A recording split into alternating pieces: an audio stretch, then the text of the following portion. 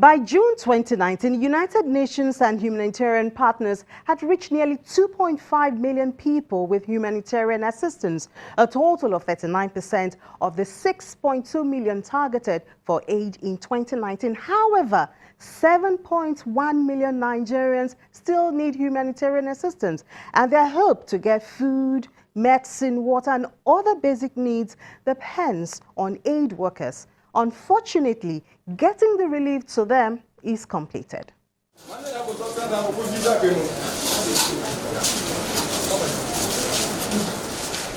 Many other parts of the world, the humanitarian workers deserve recognition as well as adequate protection. Sadly, attacks on humanitarian workers have been on the increase.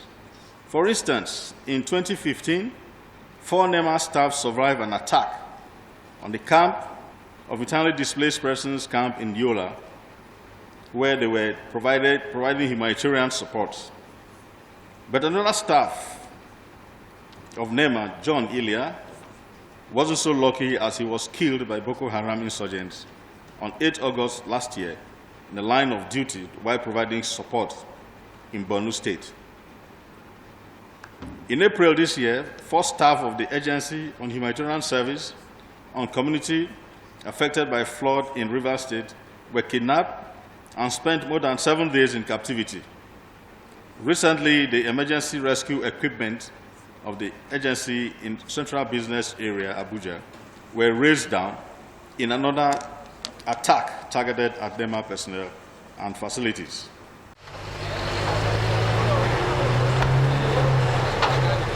The security situation has also affected access to deliver aid to the IDPs, especially in the northeastern parts of the country. There are well over 5,233 aid workers working with international non-governmental organizations in northeast Nigeria alone, of which 94% of that are Nigerians. Only 6% are international. So that has been my advocacy, that Nigerians can do this, and I'm happy Nigerians are doing it and Nigerians are taking it over. In terms of access, I must tell you that access has improved over the years. From 2014, when the humanitarian community had no access to the affected population. But now we have a situation where we have access to a large number of the populations in northeast Nigeria, thanks to the military, the ongoing military effort. We have to be precise about that. But we still have enclaves that we are not able to access as international aid workers. And we have an estimated 800,000 people that we cannot reach. We only see these people when they leave these enclaves. And what we see is acute levels of vulnerabilities. Children acutely malnourished, and also women that are malnourished. So that is what we see at this point in time, and that remains our concern.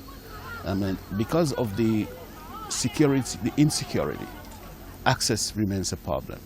The non-state armed groups are split into smaller groups, and they are engaged in what we call an asymmetric warfare, and they are looking for vulnerable targets. And indeed, humanitarian aid workers are becoming targets in northeast Nigeria as we speak. We have 6 of our colleagues that were adopted recently, and they have still not been released. And we keep calling on all stakeholders that are involved in this effort to release our colleagues, that all is done to get them released urgently. The aids in camps are actually temporary solutions.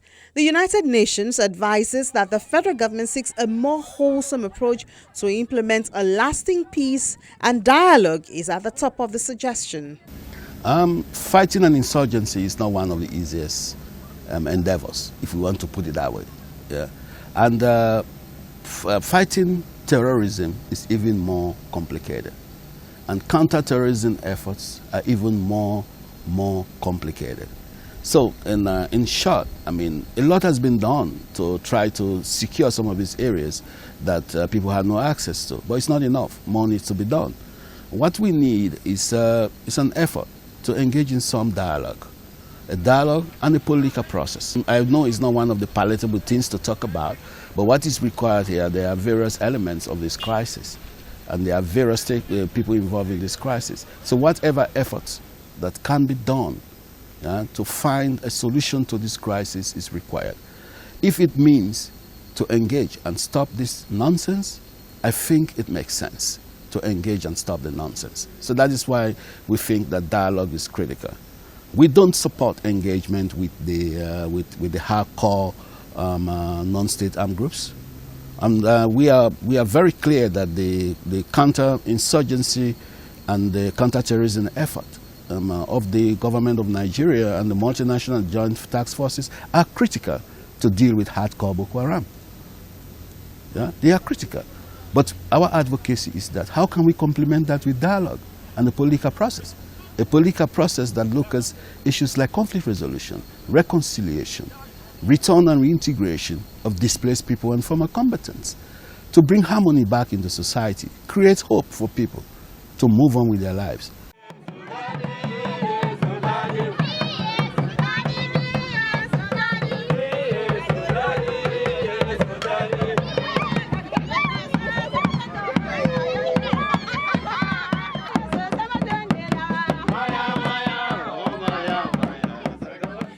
Dealing with insurgency from the roots, human rights activist Joe Oke-Odumake advocates educating the youth who have in many cases become recruits for terrorism acts. Poverty is part of the drive that makes some of these youngsters engage in terrorism, because even some of them are unemployed.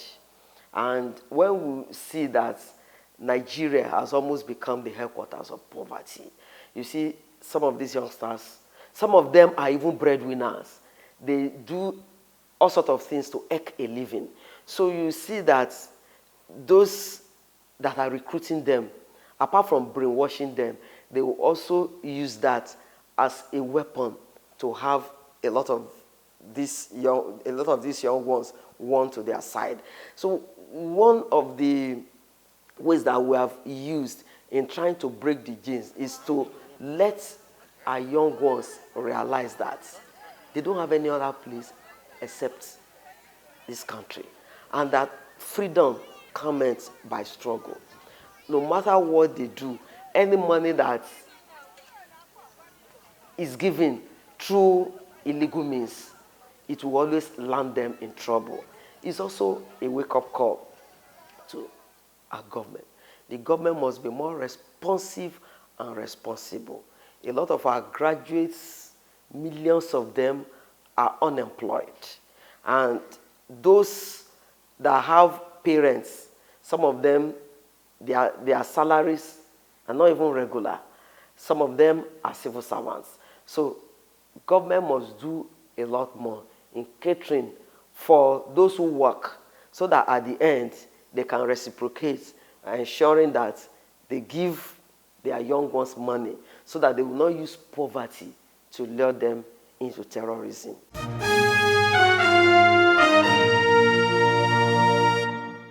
That's our story for this episode. Please share your thoughts with us on all our social media platforms. And remember, you can watch Big Story at any time on our YouTube channel. Bye for now. I'm Ini John McQuarrie.